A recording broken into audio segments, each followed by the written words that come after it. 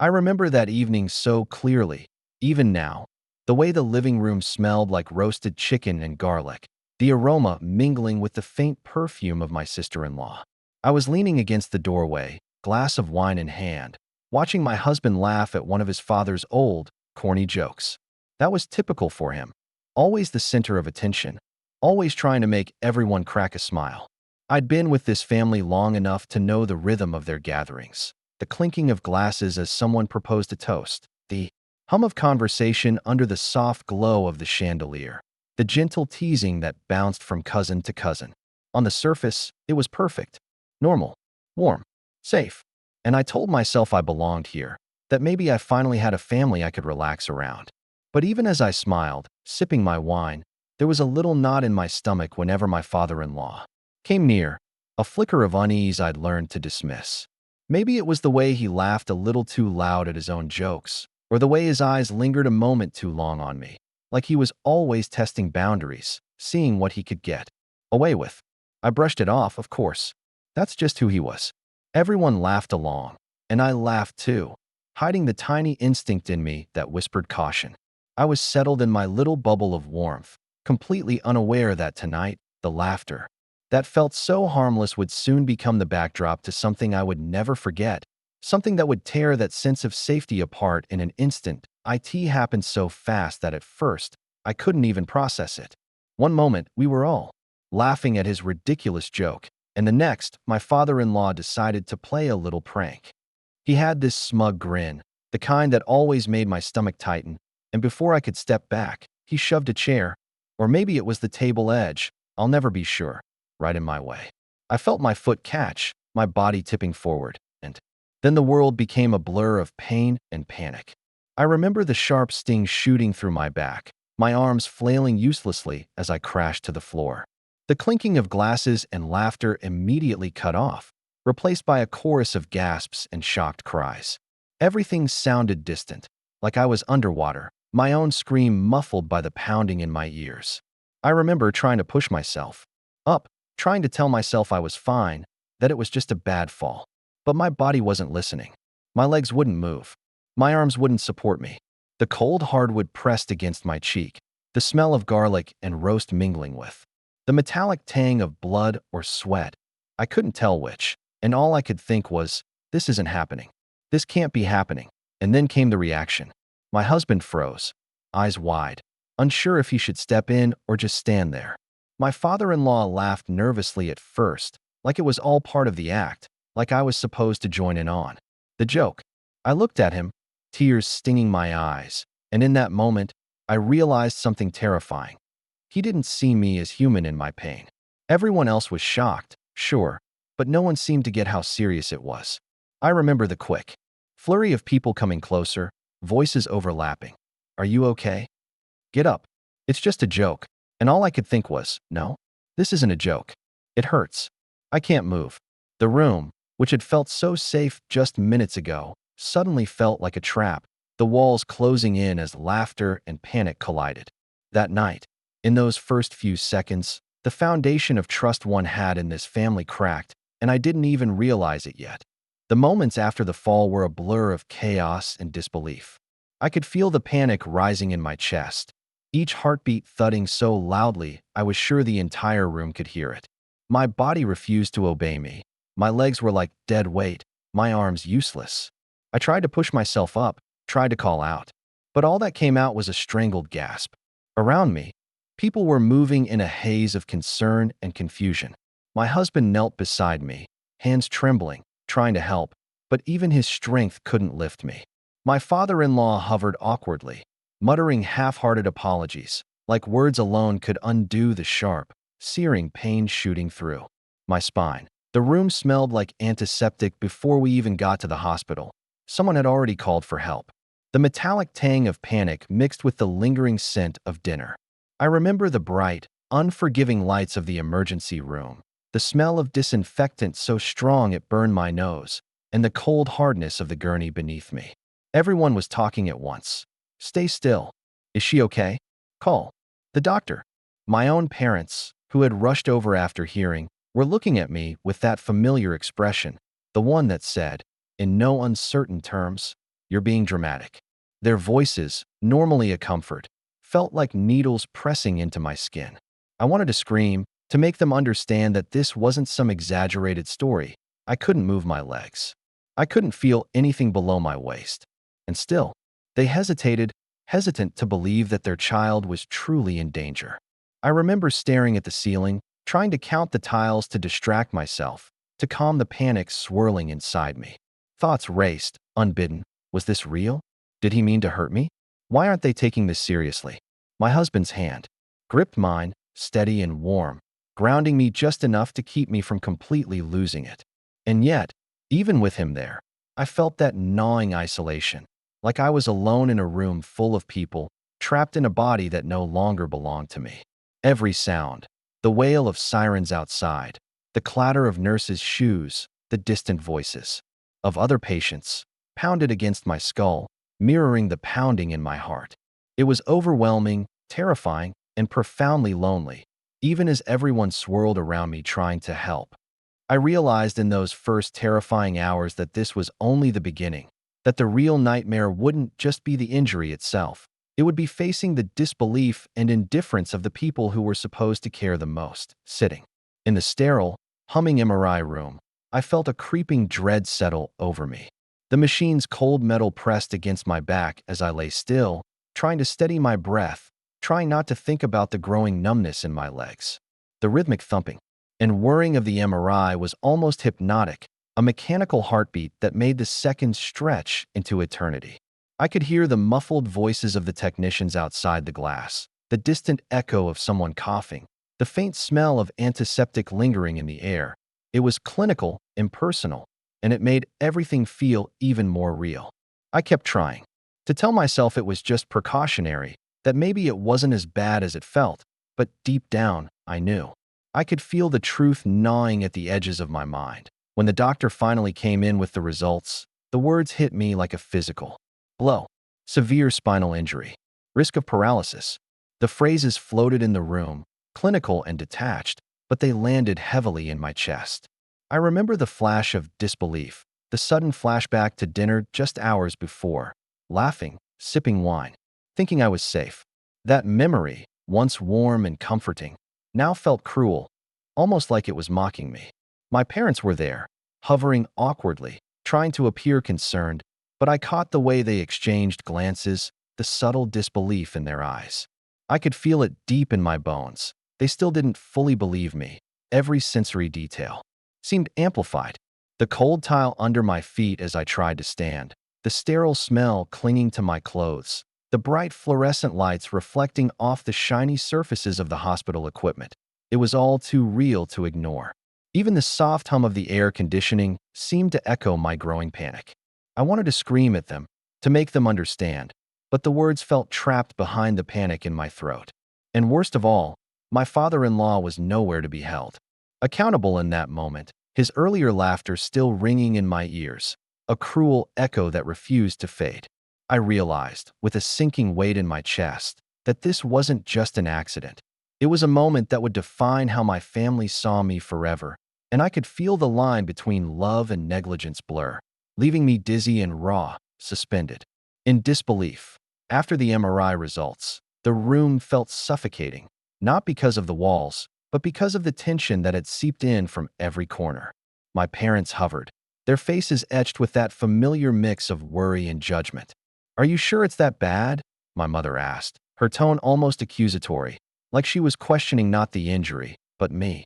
My father's eyes darted around, unwilling to meet mine, as if denial could somehow erase the truth. I wanted to scream, to shake them, to make them understand that this wasn't drama, wasn't attention-seeking, it was real. My husband stood between us, torn, caught in a painful tug-of-war between loyalty to me and the lifelong bonds he had with his family. I saw the conflict in his eyes, the hesitation, the way he wanted to protect both sides, and yet couldn't. The words stung worse than the pain in my back. My father-in-law's smirk from the night before haunted me, and now, seeing the way my parents subtly minimized it, I felt that betrayal deepen. The doctors had confirmed it. The injury was severe, possibly permanent. Yet my parents' skepticism made me feel as though I was standing on a stage, accused of lying, performing some cruel pantomime. I remember the metallic taste in my mouth, the sweat pooling at the small of my back despite the cool air of the hospital room. I could hear every muffled whisper from the nurses outside, each one magnifying the sense of isolation that was already choking me. Even at home, the tension didn't dissipate. Small remarks, "Are you sure you need help?" Or, "You're probably overreacting," sliced deeper than any physical pain. I began to realize that this wasn't just about the accident. It was about power, denial, and the way my family had always subtly positioned themselves above my reality. I remember sitting in the quiet of my bedroom, staring at the wall, feeling my body betray me, my emotions raw, and thinking, if they can't even see the truth of my pain, how can I trust them to stand with me? And that's when the creeping sense of loneliness took hold. The realization that some of the people I had always counted on to protect me were now blind to my suffering, leaving me to navigate a world that suddenly felt colder, harsher, and profoundly unkind. Lying in the quiet of my room later that night, the pain throbbing in my back, memories began to surface, uninvited but impossible to ignore. Small flashes of my father-in-law came back in sharp, vivid detail. Little pranks that seemed harmless at the time, comments delivered with that smug, almost imperceptible edge. I remembered one afternoon, just months ago, when he tripped me, lightly while I was carrying a tray of drinks. At the time, I laughed it off, embarrassed, telling myself I was overreacting. But now, with my body betrayed by a single prank that had left me paralyzed, those moments felt like tiny warning signs I had ignored. The laughter that had always followed suddenly felt like a mask, hiding a streak of recklessness and carelessness that I hadn't allowed myself to see before. The memories weren't just visual, they were sensory. I could recall the clatter of glasses spilling, the sharp sting when I hit the floor that day, the smell of the roast that still lingered in the kitchen. Even the sound of his laugh carried weight now, a sound I had once associated with warmth, now twisted into something foreboding. I found myself replaying family gatherings over and over in my mind, scrutinizing every interaction, every joke, every little harmless prank, wondering how I had been so blind. My thoughts spiraled. Was I naive? Too trusting? How did I let this happen under my own roof? It was painful to confront how much I had ignored, how much I had justified. And yet, amidst the grief and anger, there was a strange clarity. I realized that the love I thought I felt for the family, the sense of belonging I had clung to, had always been conditional, fragile, and easily broken. I felt a heaviness in my chest, a sorrow that had nothing to do with my physical injury, and everything to do with the trust that had been shattered. Visualizing the faces of my parents and father-in-law, I felt a sharp twist of disappointment and heartbreak. The betrayal wasn't just physical, it was emotional, woven into years of subtle dismissals, offhand comments, and laughter at my expense. And as the night stretched on, I finally allowed myself to feel it fully. The grief for what I had lost, the anger at what was done, and the dawning understanding that moving forward would mean navigating this new reality without the naive trust I once carried so freely. The confrontation didn't come immediately, but when it did, it hit like a storm I hadn't been prepared for. My father-in-law leaned against the doorway, arms crossed, that same smug grin plastered on his face, and I could feel every ounce of anger I had been holding back rise up like a tidal wave. "You need to be more careful," he said casually, as if the life-altering injury he caused was nothing more than a minor inconvenience. I could feel my hands trembling, the ache in my back intensifying as I struggled to stay upright. "Careful," I spat, my voice sharper than I expected. "Do you even realize what you've done?" My words seemed to echo through the room, but all I could see was that flicker of defensiveness in his eyes, the way he tried to shrug it off, to minimize it, to make me feel like I was overreacting. My parents were there too, hovering awkwardly, their expressions a mix of worry and judgment. My mother bit her lip, avoiding eye contact, while my father muttered something about being dramatic. It was like I was trapped in a nightmare where the people I expected to protect me were actively dismissing my reality. My husband stood in the middle, torn, his hands trying to reach both of us. But even his presence couldn't bridge the chasm of betrayal I felt. The room seemed smaller suddenly, the walls pressing in, the fluorescent lights harsh on my skin, the sound of my own labored breathing loud in my ears. I wanted to shake them all, to make them see the magnitude of what had happened, but words felt powerless. Every memory from the past few months, every small prank, every laugh at my expense, came flooding back. I could feel the sting of those moments in my chest, sharp and unrelenting. The emotional weight was suffocating, like I was being crushed under the realization that some people never saw me as a person. They only saw what was convenient for them. I finally blurted out everything I'd been holding in: the pain, the betrayal, the frustration, and the heartbreak. My voice cracked, my hands gestured wildly, and yet, somehow, it still felt like I was invisible. There was no apology, no acknowledgement of the damage done, just defensiveness, just avoidance, just the suffocating, cruel insistence that somehow this was my fault. That confrontation left me raw, exposed, and trembling, and I realized in that moment that the battle wasn't just with my body, but with the people who were supposed to care and had failed spectacularly. It didn't take long for the weight of reality to hit me. This wasn't just a family mishap or a prank gone wrong. This was criminal. The thought alone made my stomach twist into knots. I remember sitting at the kitchen table, papers spread out before me, doctors' reports, MRI results, notes from physical therapists, and feeling the room shrink around me. Every line on those reports, every clinical word confirming the severity of my injury, screamed that this wasn't something anyone could just brush off. The more I read, the angrier I got. How could someone who caused this, someone I was supposed to trust, still be treated with leniency, still be allowed to walk around as if nothing happened? My parents, predictably, continued to insist on minimizing it. Maybe it was an accident, they'd say, their voices heavy with avoidance. I wanted to shake them, to make them see that their denial was complicit, that ignoring this didn't just hurt me emotionally. It enabled a blatant act of recklessness that had changed my life forever. My husband tried to mediate, tried to calm the storm of emotion I felt, but I was past calm. The sense of injustice was overwhelming, a raw, jagged wound that seemed to echo in every corner of the house. I could feel my back still aching, the memory of the fall vivid and visceral, as if my body refused to forgive what my mind was only just starting to understand. That I began talking to lawyers, gathering documentation, trying to piece together a case that would finally hold the man responsible. Each signature, each phone call, each email felt like reclaiming a piece of myself that had been stolen that night. And yet, it wasn't just about justice. It was about proving the truth to the people who had refused to see it. It was about standing up to my father-in-law, to my own parents, to the lies they whispered under the guise of concern. I realized that seeking legal recourse wasn't just a path to accountability. It was a form of survival, a way to assert my worth when everyone else tried to deny it. Sitting there, papers in front of me, I felt a strange mix of fear, determination, and relief. I wasn't powerless anymore, not entirely.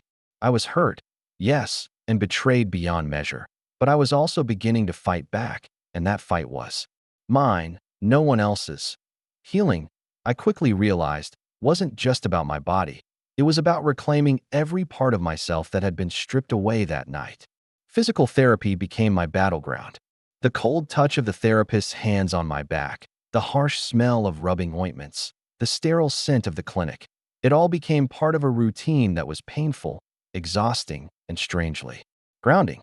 Each small movement, each trembling step with a walker felt like a victory, a reminder that I still existed beyond the injury, beyond the betrayal.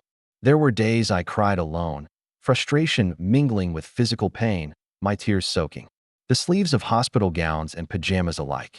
And there were days I laughed at my own stubbornness, the ridiculous little victories like standing for 5 seconds longer or gripping a railing without falling, moments that felt monumental in their simplicity. Emotionally, recovery was even harder. The echoes of my father-in-law's smirk, my parents' dismissive tones, and the disbelief of people who should have been my safety net followed me everywhere. I began setting boundaries, firm lines around what I would tolerate, what I would accept. Some family members resisted, some ignored, and some slowly, painfully began to understand. My husband became my anchor, helping me navigate this strange, new terrain, his presence a quiet reassurance amid the storm. I learned to listen to myself again, to validate my own pain and victories, without waiting for anyone else's approval. The visual cues of progress were small but potent. A walker left and used for a few minutes, sunlight streaming through the window as I stood tall enough to reach it, a phone call I could answer without flinching. Each of these tiny moments was a reclamation of control, a signal that I wasn't just surviving. I was beginning to thrive. I journaled obsessively, noting every ache, every milestone, every frustration and triumph, building a roadmap of resilience that no one could take away. Slowly, painfully, I began to rebuild not just my body, but my sense of self, learning to trust my instincts and my own strength in a world that had shown me its sharpest edges. It was a journey of agony and empowerment intertwined, each day, a testament to endurance, each small victory a quiet, stubborn defiance against the forces that had tried to break me. Now, sitting in the quiet of my own apartment, I can finally let myself breathe. The world outside is calm, the soft hum of the air conditioner and the distant sounds of traffic forming a gentle backdrop to my thoughts. I think about everything that happened, the prank that shattered my sense of safety, the disbelief of my parents, the indifference of my father-in-law, the months of pain, therapy, and emotional turmoil. I can feel the weight of it all still pressing on me, but it's different now. It's not just a burden, it's a marker of how far I've come. The fear and betrayal have been replaced with a cautious clarity, a deep understanding of my own resilience that I still remember the small victories that brought me here. The first time I stood without support, the first time I laughed through the pain instead of at its expense, the quiet moments of reflection that let me reclaim my voice and my agency. I think about the people who doubted me, and I've stopped needing their validation. The anger hasn't vanished entirely, but it has softened into something constructive, a quiet reminder that I will not allow anyone else's negligence or denial to define me. The room is filled with small signs of my independence, the sunlight hitting the wall just right, the photos I've hung to remind myself of strength, the journal on the table filled with my story, my truth. Looking back, I realize that closure doesn't always come from apology or acknowledgement from others. It comes from accepting what happened, learning from it, and moving forward on your own terms. I've forgiven myself for the trust one placed too readily, and I've set firm boundaries to protect what remains of my peace. And while some relationships remain fractured, some bridges burned, I found a version of myself that is unshakable, even when the past looms large. The story of that night, the betrayal, the fight for justice, and the slow climb back to strength, it's all mine. And now, as I sit quietly, listening to the soft rhythm of life continuing outside my window, I can finally say I survived. I am not just a victim of what was done to me. I am the author of what comes next.